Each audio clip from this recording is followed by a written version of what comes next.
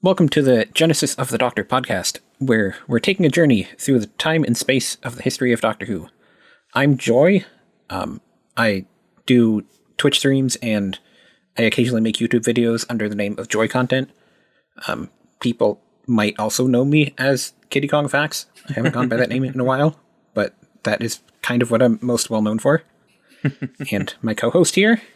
And I am Triss. I go by Toon Triss online. I am a game reviewer and content creator and massive Doctor Who fan. Sometimes I make random Twitter rants on it, in a good way usually, but... I do that too. But yeah, that's me. That's all you really need to know about me. I love Doctor Who, and I'm here for this. Yep. Okay, so for our first episode, we should probably talk about basically what we're going to be doing here. So We're going to watch all of Doctor Who, or all of classic Doctor Who, I should say, from In an Earthly Child all the way up to the Eighth Doctor's movie. The plan is we'll be doing an episode every 2 weeks, just about. We'll have a Patreon, so if people want to join in our exclusive Patreon Discord, where we'll just encourage people to have discussions about the episodes that we're watching, and we might occasionally do watch parties, but we're not going to promise that we will always do that. And then there will also be an option to watch live as we are recording the podcast, and there will be a text chat where people can join in on the discussion, and we'll read stuff out if it adds to the conversation. We're going to have 2 tiers, where the lowest tier will be the TARDIS passengers, essentially, and you get to get into the Discord, where you can get like the threads and everything to talk about everything. And you'll also get early access to episodes. And then the higher tier, which will be the companion tier, will allow you to watch live as we record. Yep, it's basically a way that gives us fun engagement with all of you listeners, all of you watchers, however you're experiencing this, on our, quite frankly, very long journey of pretty much the entirety of classic Doctor Who. Yeah, this will probably be like 2 to 3 years, give or take. A long time. I think 26 seasons, if I'm not mistaken. Something like that. Although at least one of the whole seasons is missing.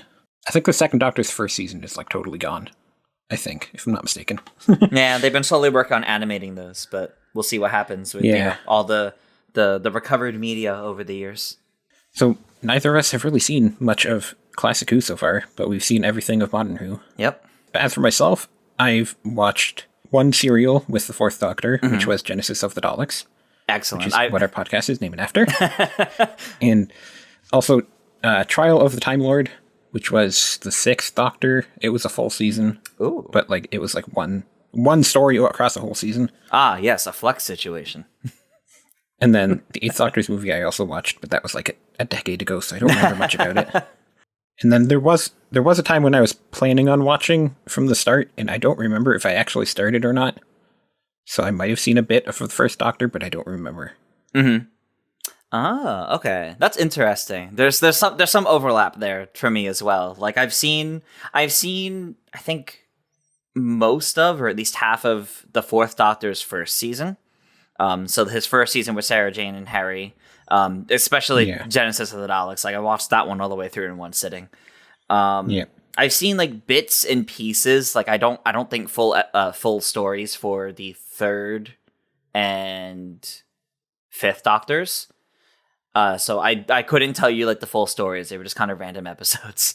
I did watch the entirety of the 7th Doctor's run and the 8th Doctor's movies though, because I actually got to meet them at like a little event. So I wanted to actually be caught up on those and understand their roles as the Doctor. So I did watch those, but yeah. So that's my classic experience. My classic experience is closer to modern. Yeah. For Modern Who, I haven't watched the spin-offs, but I've watched the main show. I did watch Class, but not the Russell T Davies era spin-offs. Ah, see, Class is the only spin-off I haven't seen.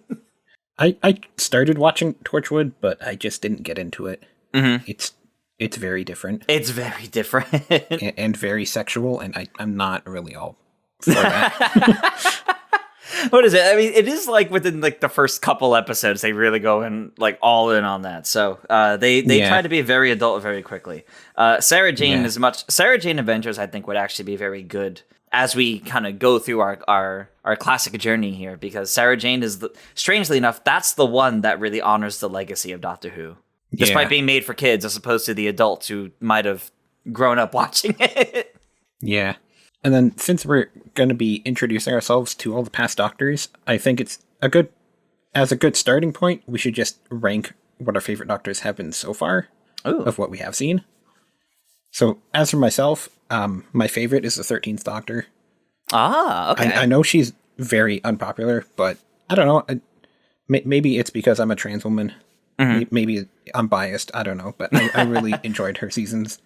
And I am a very strong defender of the Timeless Child arc. So I very much loved that whole story there.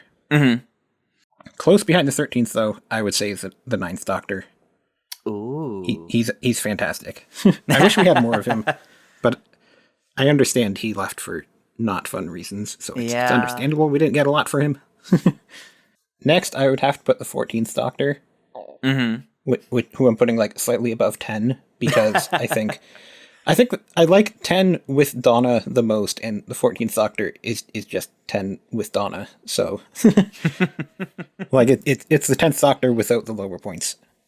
Right. Like I liked him with Martha and Rose, but I think him with Martha is the best part of him. So it's great to have him just with Donna, and then also with Rose Noble. She's fantastic as well. Yes, absolutely. And then I would probably say 12 is next. I would probably rank him higher if he had longer with Bill, because I liked him with Bill a lot more than I liked him with Clara.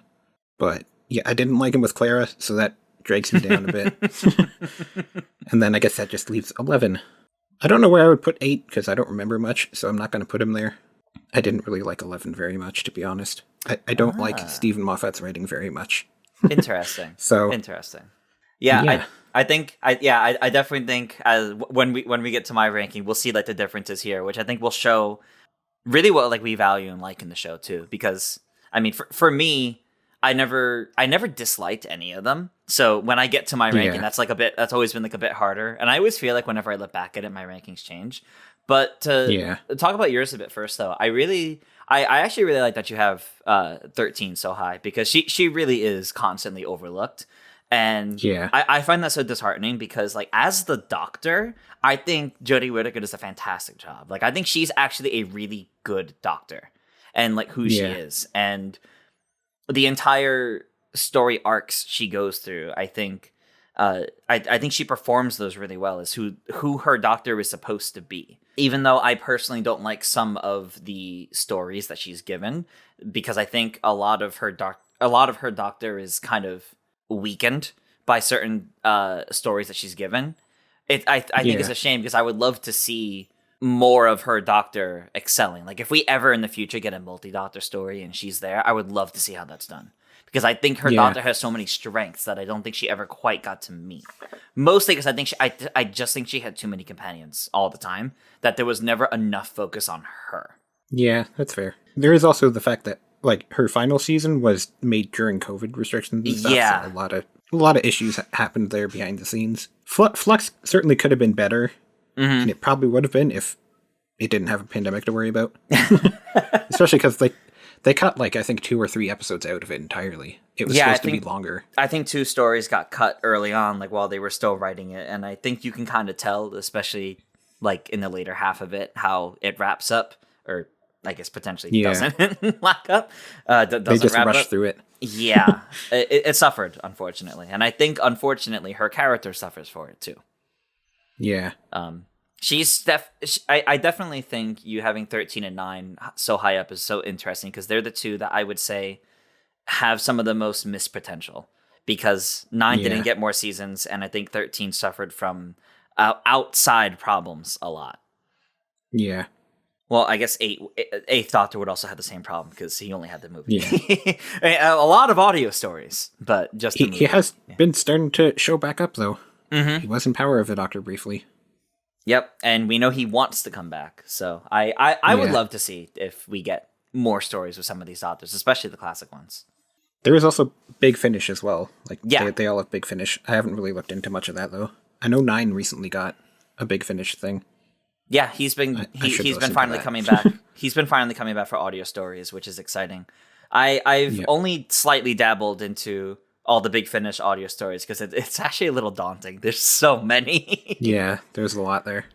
There's a ton there. I think I started with some of the River Song stories because they felt the most digestible to me. But yeah, a lot to get into and a lot of ways for different doctors to shine. I'd be shocked if like within the next 5 years we didn't hear of David Tennant and Catherine Tate coming back for 14 and Donna stories as like audio things, things that happen when things that happen when he's at her home.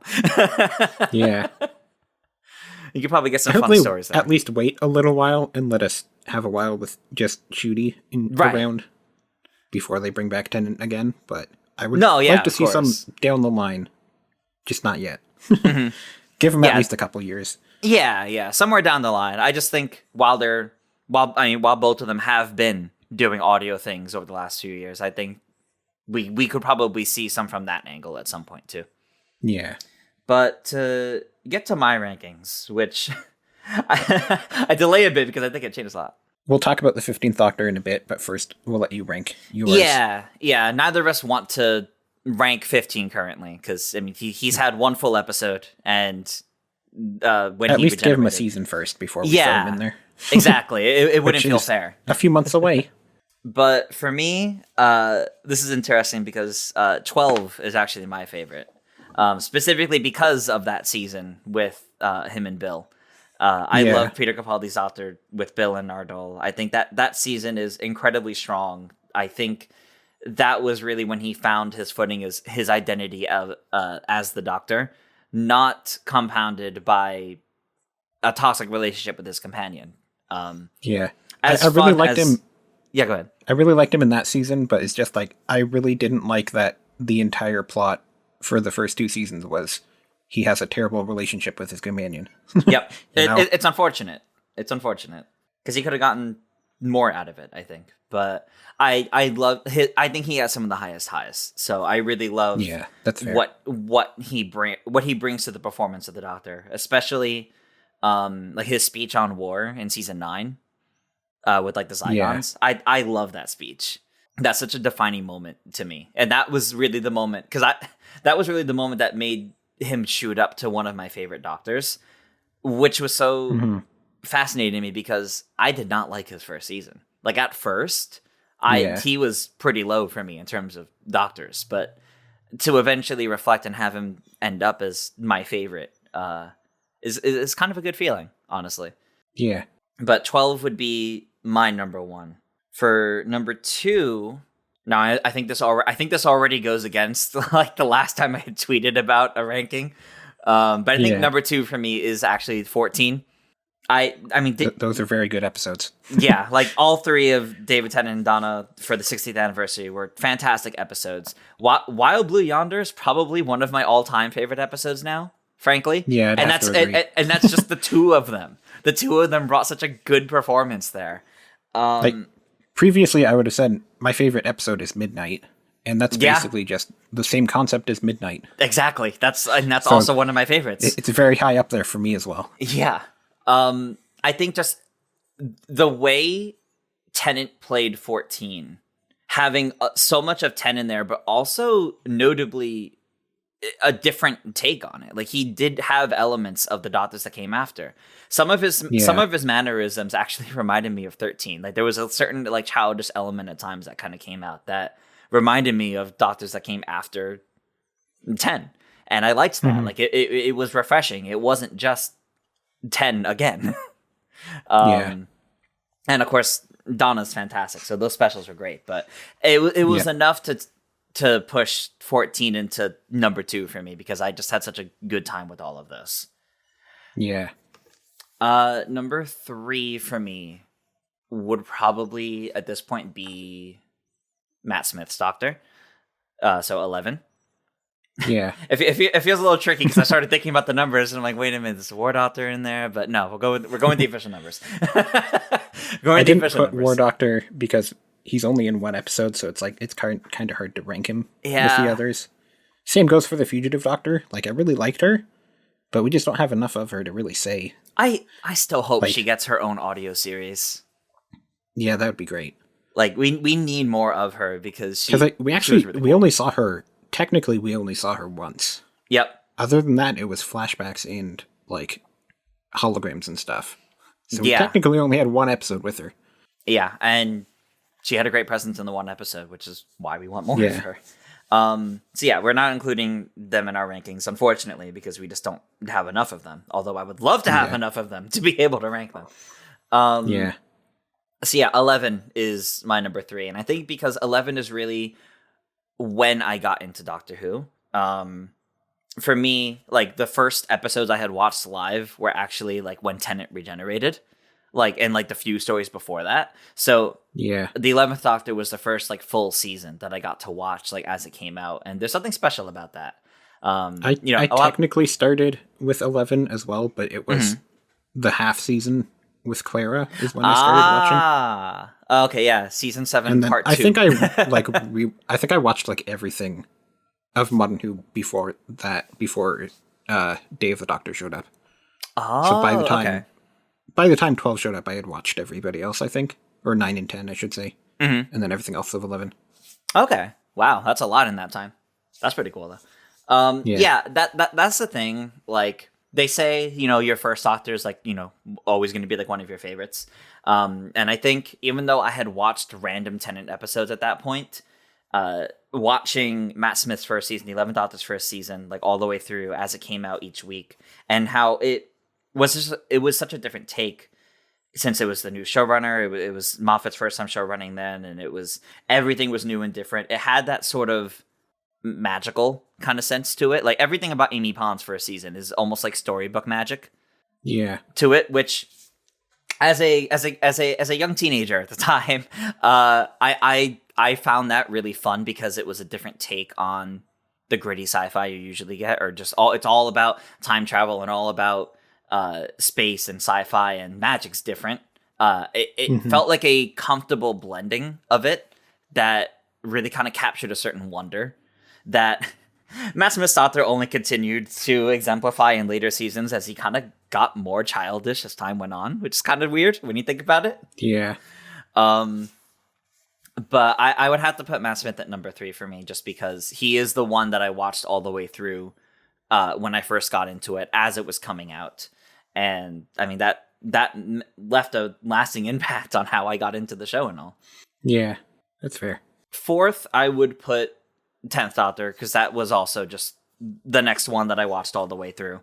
It was what introduced me to the show. The very first episode I saw or actually the very first 2 episodes I saw, because I was like a young teenager. I was sick. There was a marathon on Sci-Fi Channel, and it happens to be Blink and Midnight as the 2 episodes I caught. So the 2 that are like really iconic episodes were the first 2 I ever saw, and I absolutely will always like hold those in my mind as fantastic episodes. But nowadays, don't put 10 in my top 5 or not in my top 3 as much, because I think he changes so much with each companion.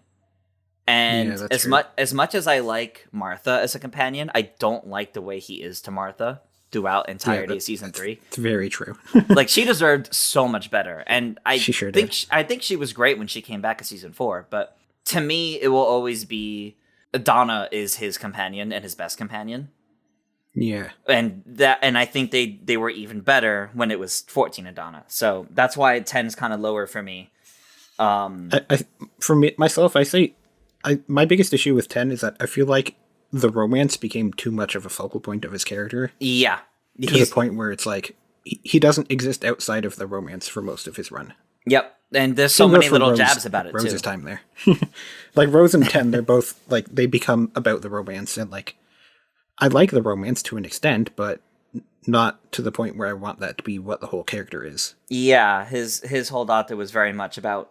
I mean, they even joked about it with Donna about finding a mate, but quite literally, Yeah. to be honest, it ended up being about that. He fell then for Rose. The Martha fell for him. He got married at least twice, as we learned later on after his actual seasons. Like, Yeah. 10 really is about the romance or using romance as a device. And then 14 shows up and likes men. He says that Isaac Newton is hot. Yep. And Donna's like, well, I mean, I always knew that. Yep. Which is just great. Although thinking on this, 14 even telling the story to Donna's family, tells a story about someone trying to marry him. So yeah, David Tennant's Doctor is very much all about the romance, it seems. Yeah, it's true.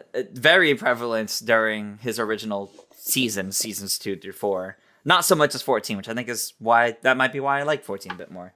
That being said, though, Tennant still has so many fun defining moments, and it's like so many great stories and adventures. Waters of Mars will always stand out to me as like a fantastic episode and really powerful too. Yeah. I mean, the conclusion of Waters of Mars is what started. Isn't that what started the whole Time Lord Victorious thing they did a few years ago? Yeah, I think so. I think that they did like a Big Finish audio thing with Time Lord Victorious. I don't know how much it was actually connected to Waters of Mars. Mm-hmm. Like, I didn't actually get into any of that stuff. Yeah. But it that's where the name came from, at least. Right. Technically, I did watch a David Tennant episode before I got into Doctor Who. Mm-hmm. It was just like similar thing where I was just home and I just saw Doctor Who was on. It was 42, I believe. Ooh. Which is the one with the sun that's alive. Ah, yes. It was a weird episode. It didn't get me into Doctor Who right away, so I guess that tells you what I thought of it. It's a fun episode, but it's a weird randomly, one to see out of context. Yeah, it's a weird one to see without context. I think next for me, at number 5, I would actually put 13. Because I do really like a lot of her highs. I think there's a lot of really great ideas with the 13th Doctor. I just struggle to put her higher because I feel like there's so much squandered potential.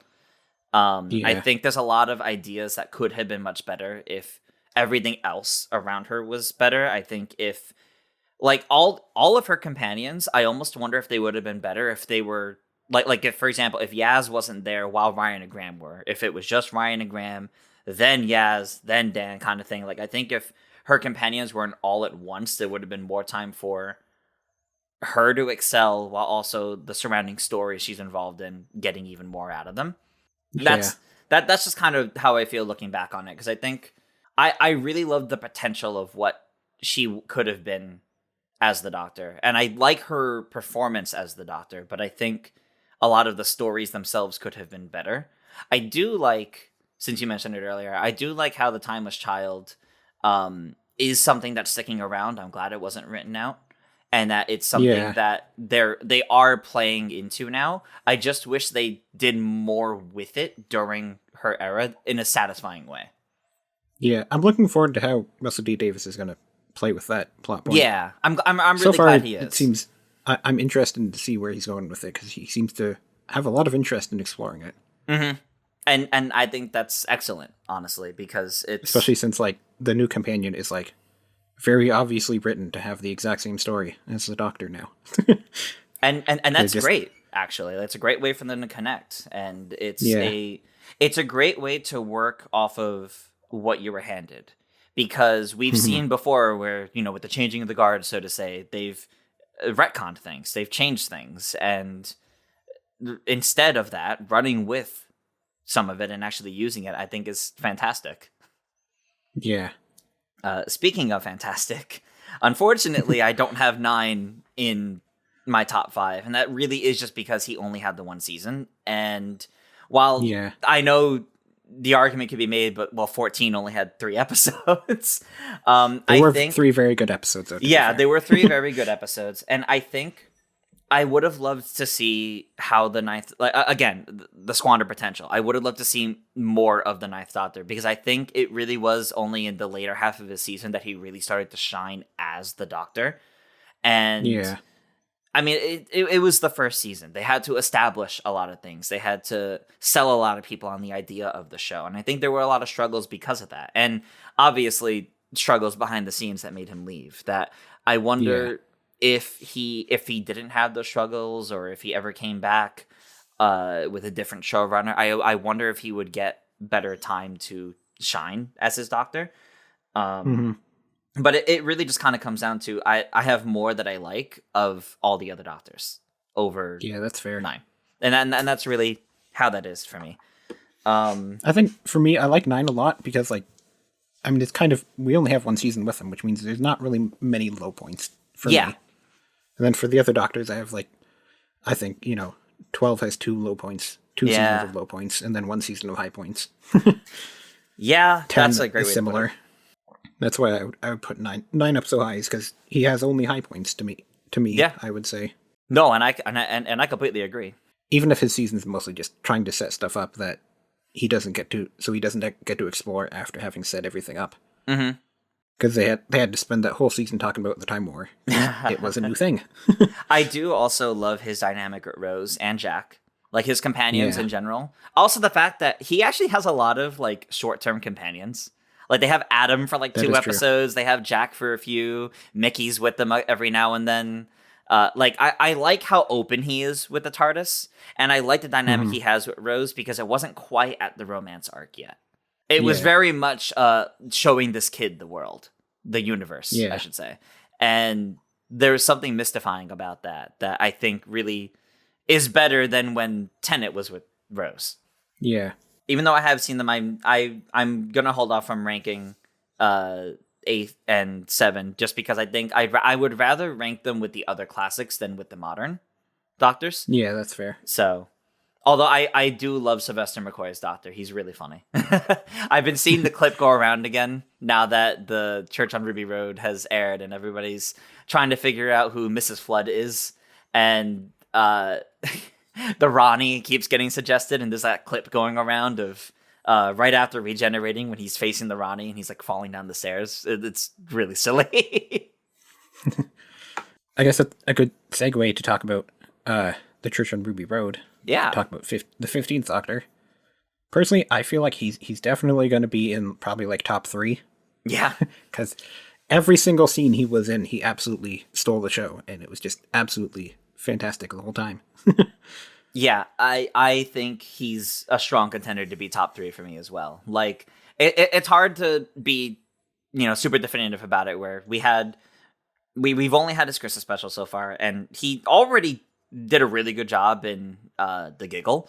Like, despite having an unconventional regeneration where he's there at the same time as the previous Doctor, he was not having his spotlight taken away, like, at all. Yeah. Which is fantastic. Like, he really stayed the focus once he showed up. Like, he shared that spotlight excellently. And it's great for him too, because like Shudigawa said, like David Tennant was his doctor. He's the doctor Right. he grew up watching and everything, and he absolutely he manages to stand right next to him and be just as great. yeah, and I'm sure like that must have felt incredible. Actually, like that Yeah. must have felt incredible for him.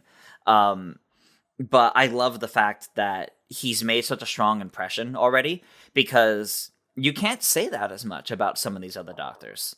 Like, Yeah, I think Even- that's definitely like my favorite first episode with the Doctor. yeah, Is that one? because it's like the first one in so long that's not dealing with post regeneration nonsense. Yeah, Like, they kind of get that out of the way right off the bat in Yeah. The Giggle. yeah, which is great because now you just get to focus on the adventure. Yeah, And it's a great first episode of The Church on Ruby Road, because you have this connection to this new companion he's made isn't, because he's grown attached to somebody, he's going to show them the world.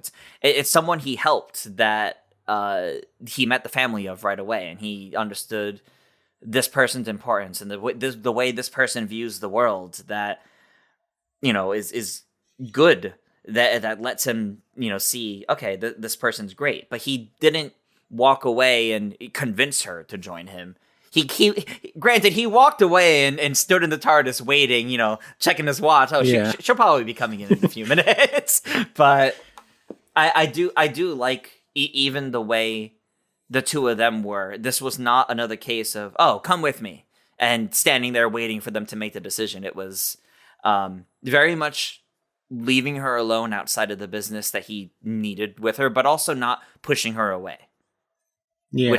Which coming off of 13 is very, nice because there was too much the last few seasons of her of pushing the companions away, and I was really hoping we would have more of that.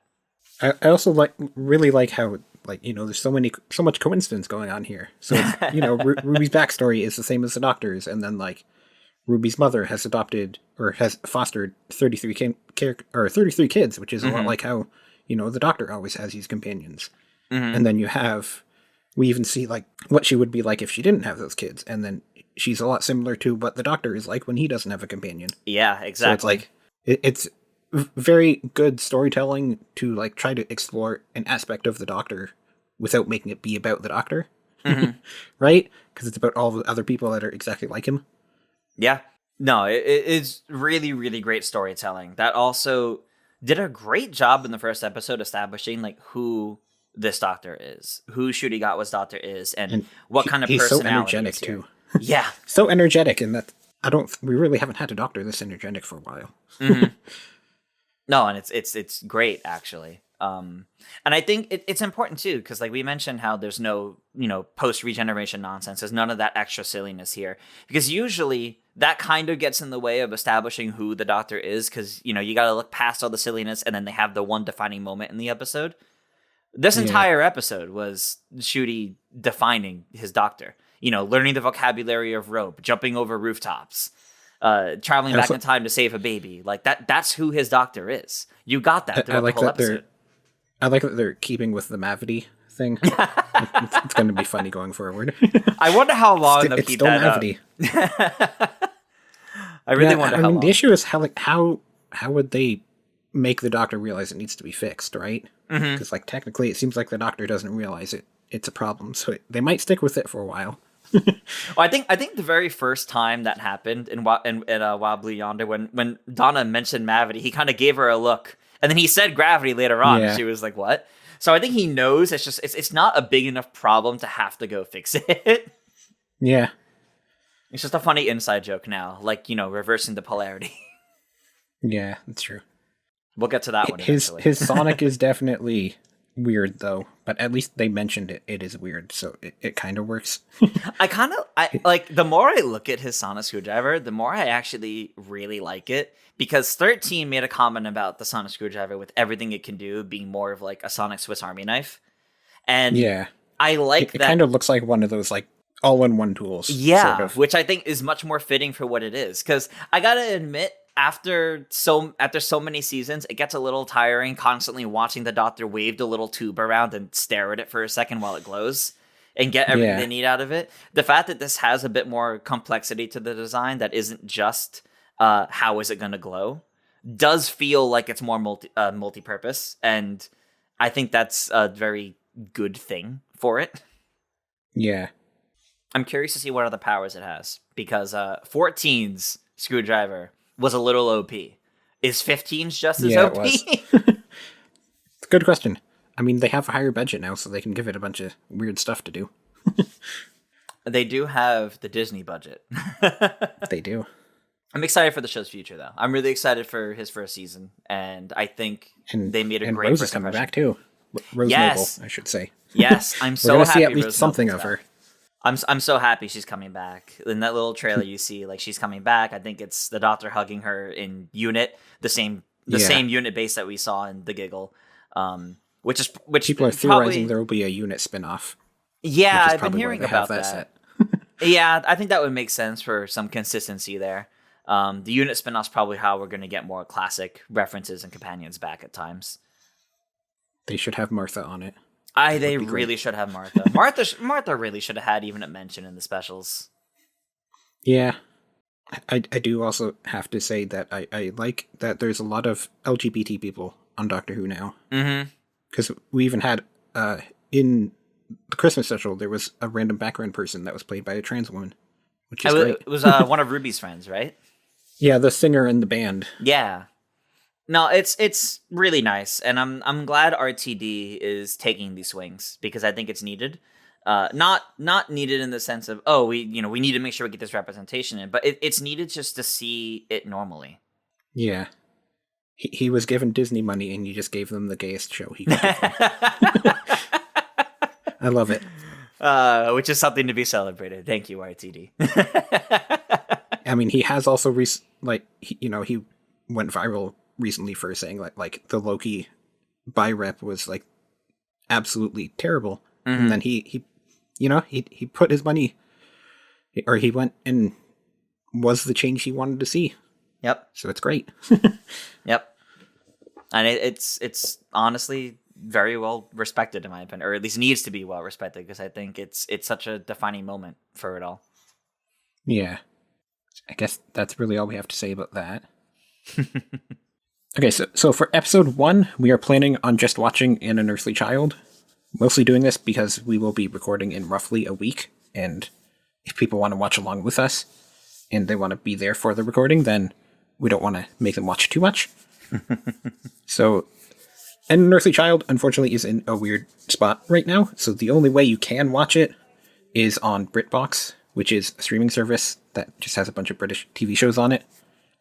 It does have a 1-week free trial, though, so if you just watch it within a week, you don't have to pay anything there. Which is convenient. Yeah. After An Unearthly Child, you will have more options, and they will be free as well, I will say. BBC iPlayer, if you're in Britain, just has all of classic Doctor Who, other than An Unearthly Child. And then elsewhere, there is Tubi TV, TUBI TV, which also has all of it, except for An Unearthly Child. If you're not in a region that has that, though, then I'm not sure what your options are. Yeah, for us, it's at least the easiest options that we've got here, and thankfully, it's not nowadays. At least it's not spread out all over. It's just these two for now, and yeah, thankfully, it's An Unearthly Child is our first focus. It's the start of it all, so it makes sense. And we're also lucky that Tubi TV is free. They make money off of ad money, so you don't have to pay anything to be able to watch classic Doctor Who now. Just got to deal with a couple nice ads here and there. Yeah. With that, that's basically all we have to talk about for today. So just as a reminder, make sure you watch An Unearthly Child, which is 4 episodes long, before our next episode. We plan on recording on Saturday the 10th, but I will say that I have... my job doesn't always give me the exact same schedule, so it might fluctuate a bit. If you're in the Discord, you can pay attention in there, and we will keep you updated with when we're recording. It will typically be evenings in Eastern Standard Time, around 7 p.m. probably. And yeah, we'll probably normally be Saturdays, but I'm not entirely certain, so just keep an eye on the Discord, and we'll keep you updated on that. And then the early access version will go up on Patreon soon after that. We'll have to edit it and stuff, so it might be a day or two, but it should go up soon after we are done recording, and then the episode will go public roughly a week after the recording, so it will always be on the Saturdays, and it will be... Episode 1 will be on the 17th, and then after that it will be every other week we're getting an episode. And if you support us on Patreon for just $1 a month, you get access to our Discord, so you can talk to us about it, and then you also get the early access, as I mentioned. So I have been this week's host, Joy, also known as Joy Content. You can find me all over the internet under that name. And I have been Triss. You can find me online at ToonTriss. Fun fact, if you go to joycontent.gay, that will redirect you to my Blue Sky account. That's pretty good. That's the one I'm proudest of. That's pretty good. So I guess we'll see you next time. Bye-bye.